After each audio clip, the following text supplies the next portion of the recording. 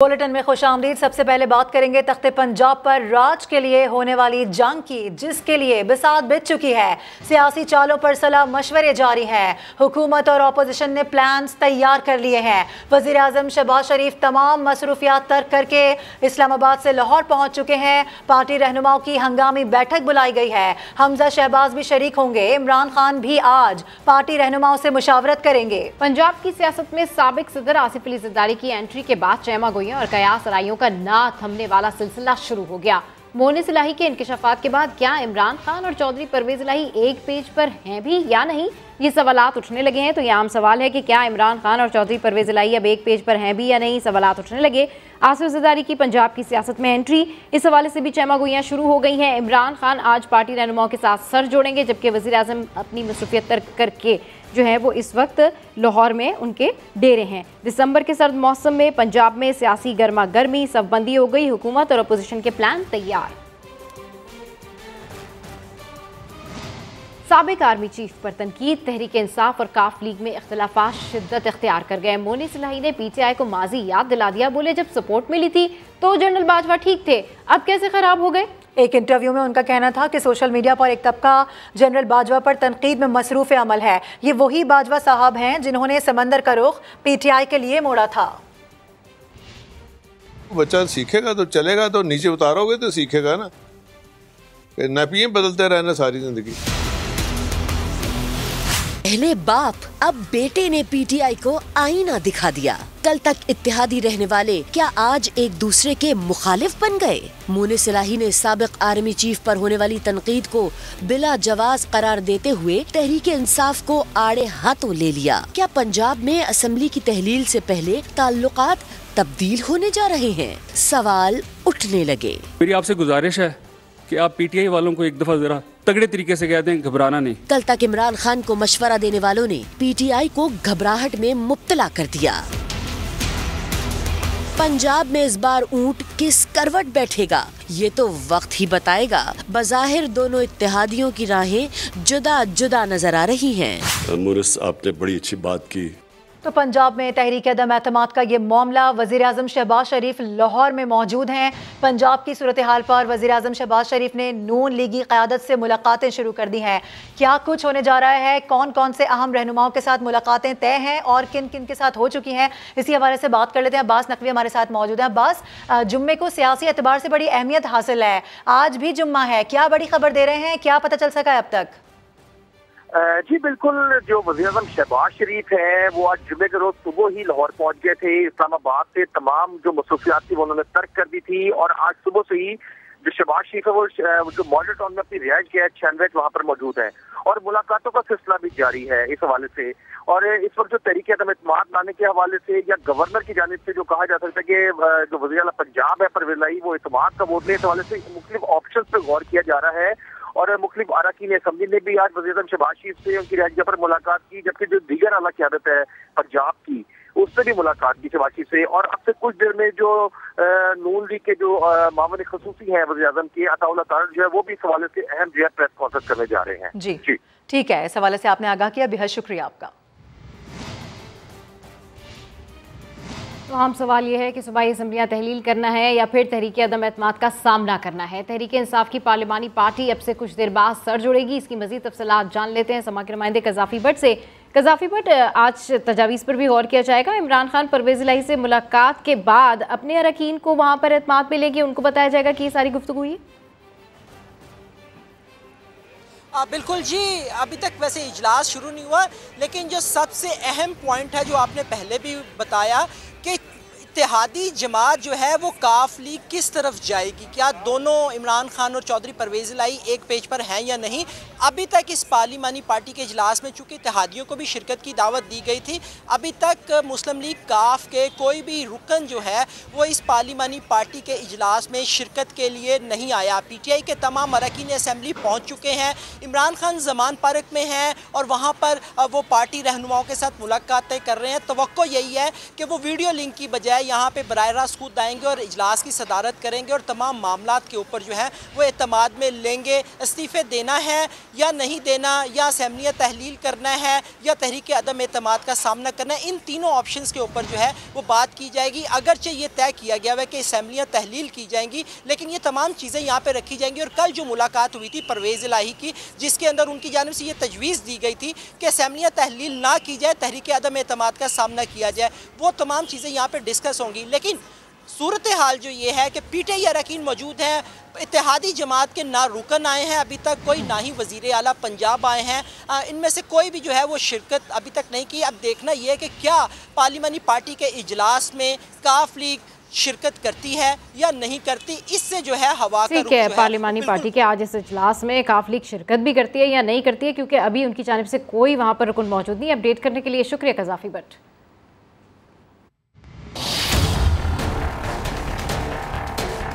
तख्ते लाहौर पर किसका होगा राज? वजीर आला चौधरी परवेज इलाही को डर है कि अपोजिशन की जानिब से तहरीक अदम एतमाद को कामयाब करने के लिए उनके अपने ही पंछी उड़ ना जाएं। 4 से 5 भी इधर उधर हुए तो जनाब कुर्सी तो गई। 371 के ऐवान में तहरीक अदम एतमाद के लिए 186 अरकान दरकार हैं। बात करें अपोजिशन की तो उनके अरकान की तादाद 180 है, लेकिन नून लीग की मुश्किल यह है कि उसके 18 मुअत्तल अरकान सूबाई असम्बली के 15 इजलासों में शिरकत नहीं कर सकते। मुकाबले में है जनाब हुक्मरान इत्तेहाद का पलड़ा भारी, क्योंकि पीटीआई के 180 और काफ लीग के 10 अरकान मिलाकर 190 की हिमायत हासिल है। ऐसे में यही सूरत हो सकती है कि अपोजिशन किसी तरह हुक्मरान इत्तेहाद को तोड़ने के लिए पीटीआई और काफ लीग के नाराज अरकान को अपने साथ मिला ले, या फिर चौधरी परवेज इलाही असम्बली तहलील करने से ही इनकार कर दें। और वज़ीर आला को एतमाद का वोट लेने का कह सकता हूँ, गवर्नर पंजाब बलीगुर रहमान ने ये इंदिया दे दिया है। कहा सूबे में गवर्नर राज का ऑप्शन मौजूद है, वक्त आने पर फैसला किया जाएगा। इमरान खान जो कहते हैं वो करते नहीं हैं। Chairman Tehreek Insaf U turn लेने को फ़ख्र समझते हैं। अदम एतमाद लाना अपोजिशन का इख्तियार है।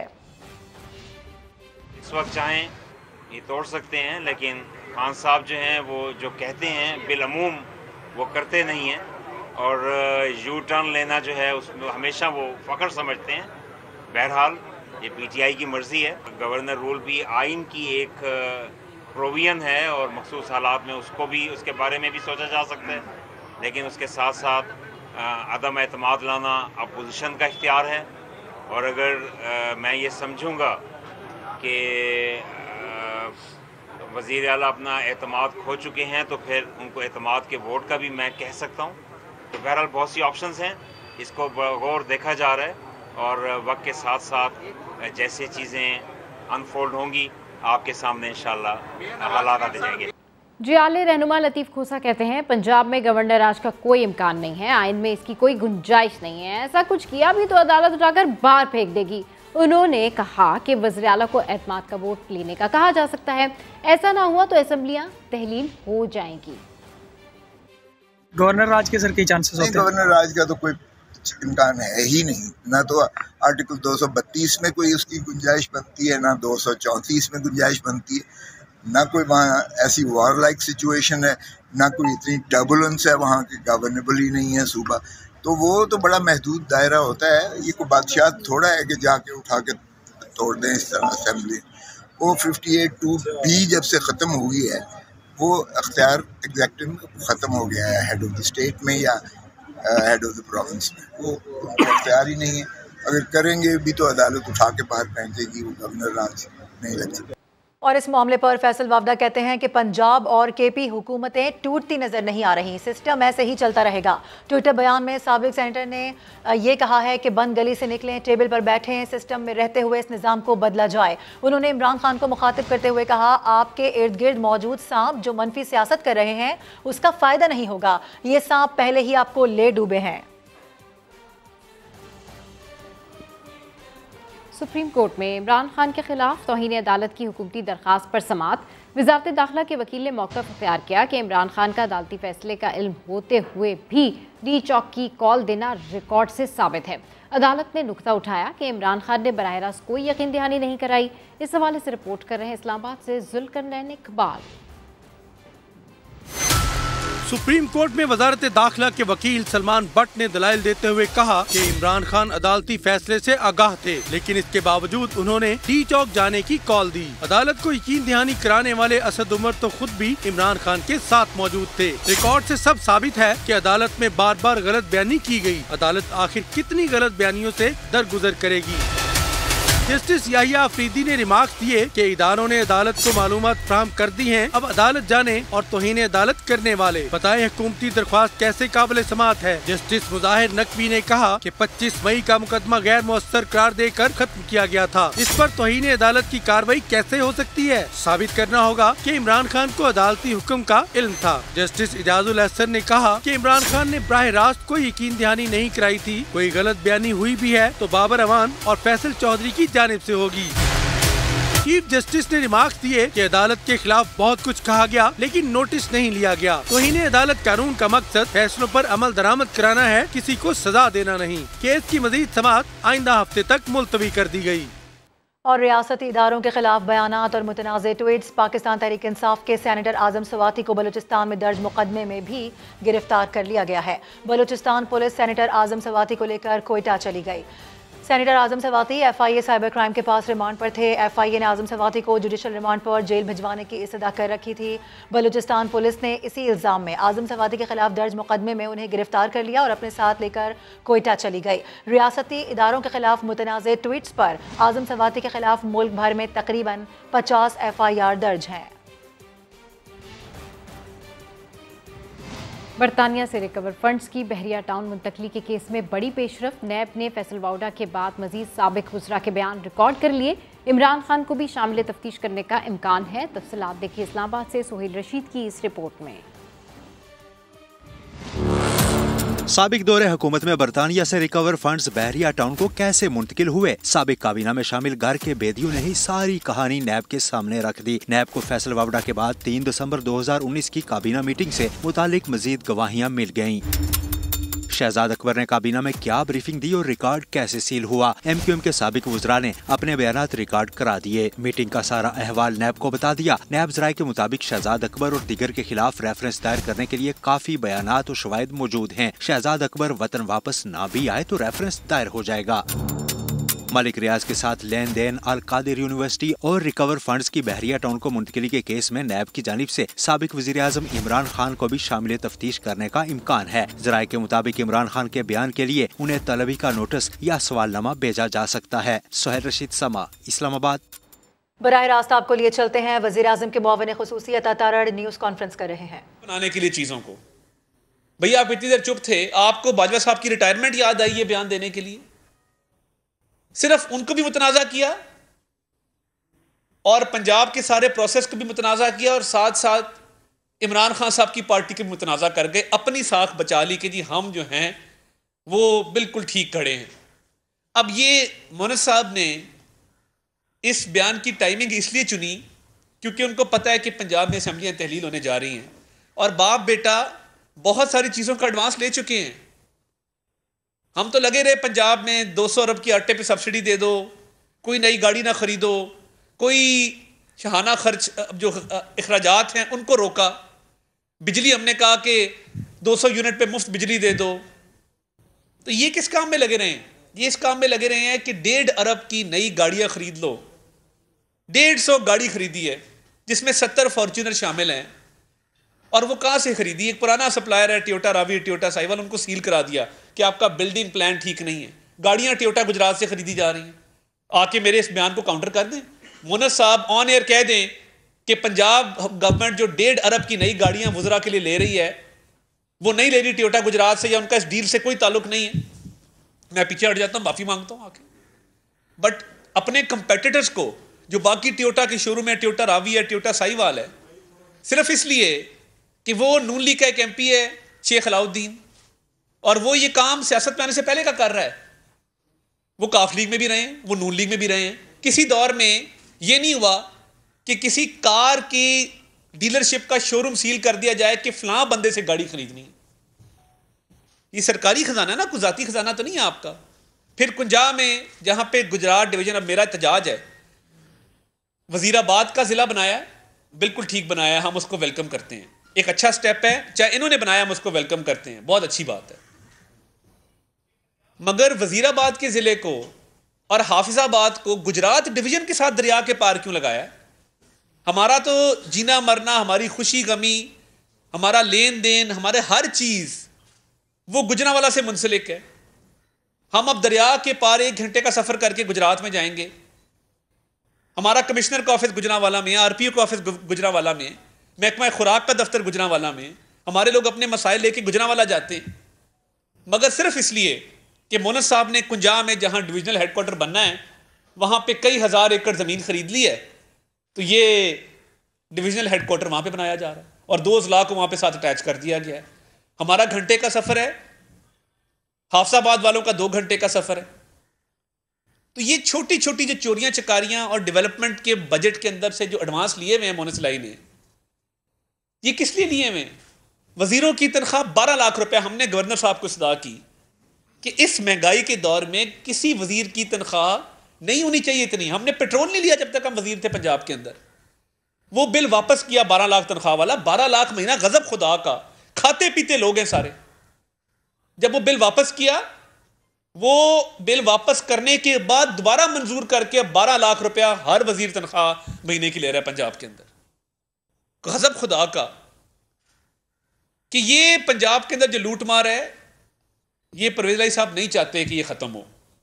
इनके बहुत स्टेक्स हैं।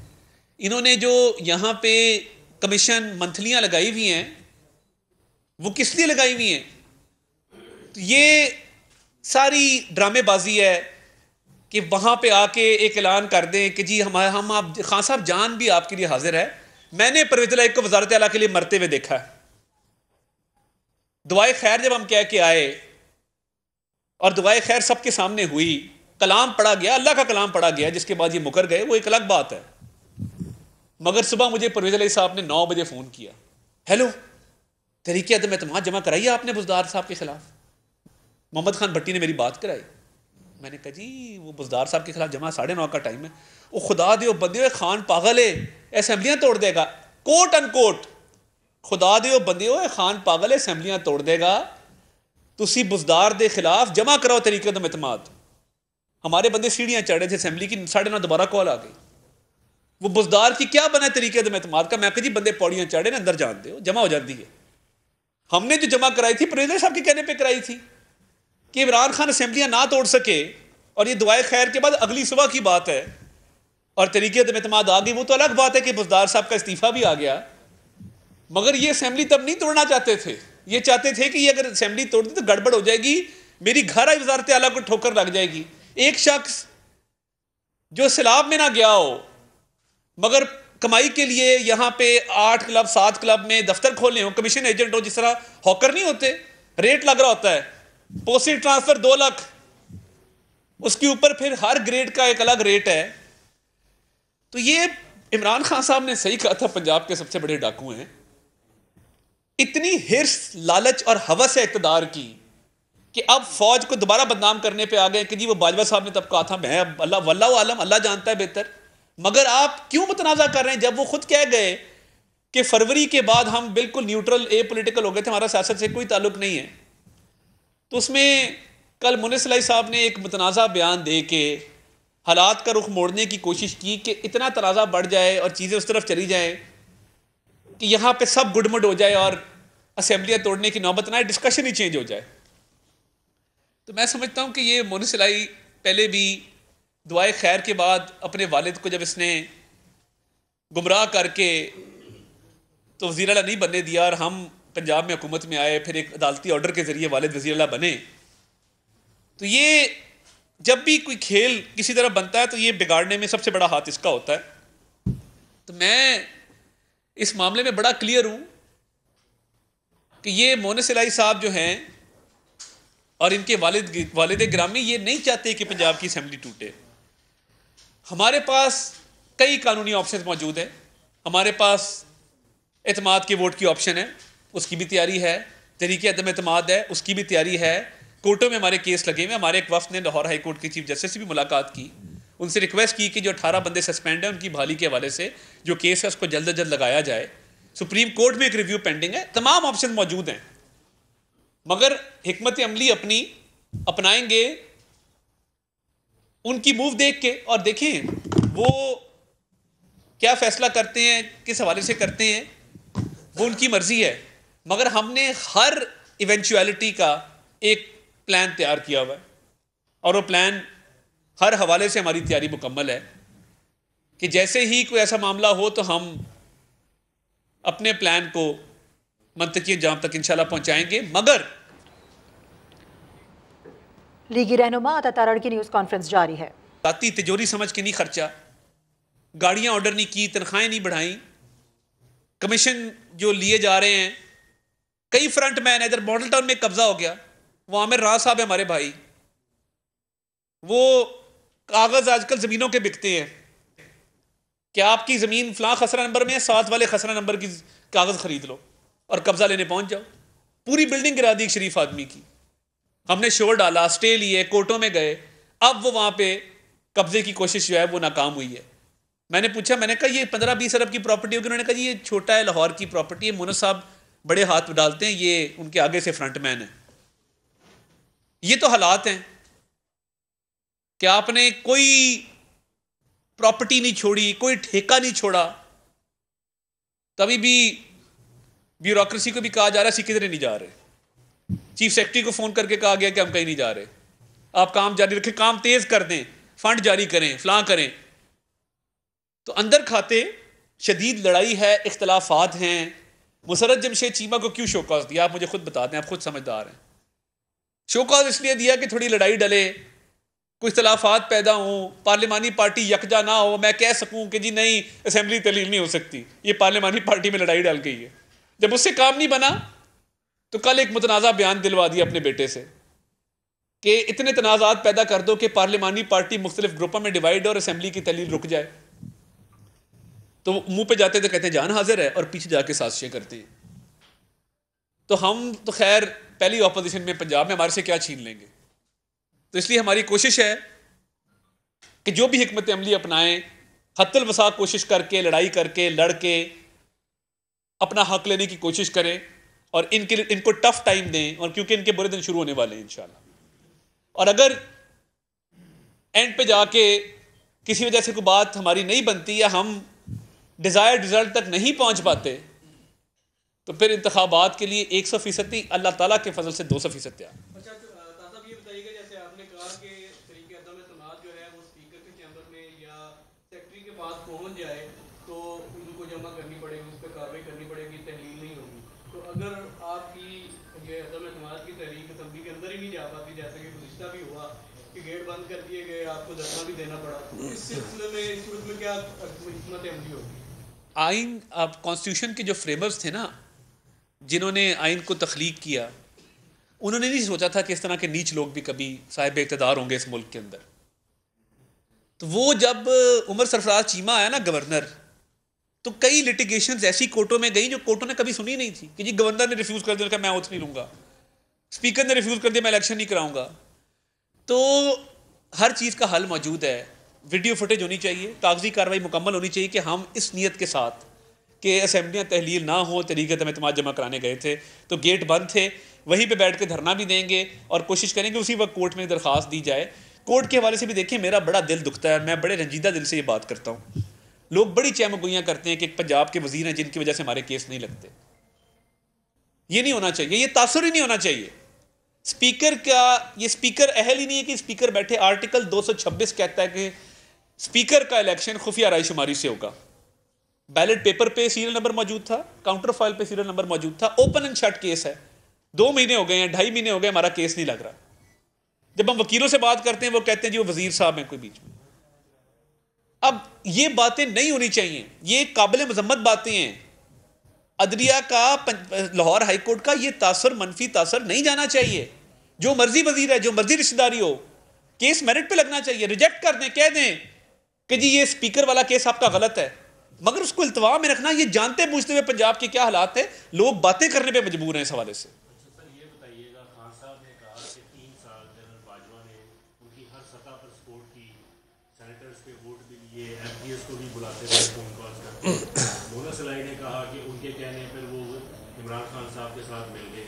क्या बाजवा साहब को नून लीग के साथ कोई खास नफरत थी कि उनको कुछ नहीं मिला या बहुत कुछ मिल गया, गलबात की या हुकूमत? मैं बतौर सियासतदान ये समझता हूँ कि जब एक बंदा अपनी कुर्सी पे था और चीफ ऑफ आर्मी स्टाफ था और इक़्तिदार में था, एक मुक़्तदर कुव्वत उसके पास थी, मैंने तब उसके खिलाफ बात नहीं की, उसके बारे में तबसरा नहीं किया। अब वो कुर्सी से हट गया है तो मैं उसके बारे में बयानात देना शुरू कर दूं, तबसरे शुरू कर दूं। वज़ीर आज़म के मुआविन ख़ुसूसियत अतारा न्यूज़ कॉन्फ्रेंस कर रहे हैं।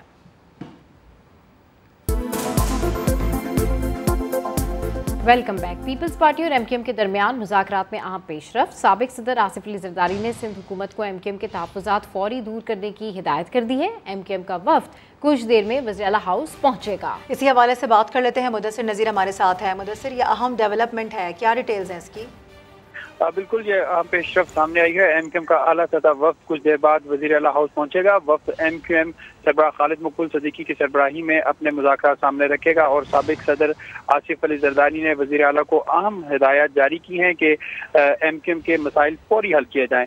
वज़ीर आला मुराद अली शाह और एडमिनिस्ट्रेटर कराची मुर्तज़ा वहाब समेत दीगर लोग एमकेएम से मुलाकात करेंगे। मुलाकात में हल्का बंदियों और एमकेएम के जो मुतालबात हैं उस पर गौर किया जाएगा। इससे कबल एमकेएम के सरबराह खालिद मकबूल सदीकी आसिफ अली ज़रदारी से मुलाकात कर चुके हैं, जिसमें एमकेएम ने अपने मुख्तलिफ मुतालबात सामने रखे थे जो आज की मुलाकात में ज़ेर गौर होंगे। ठीक है, बहुत शुक्रिया।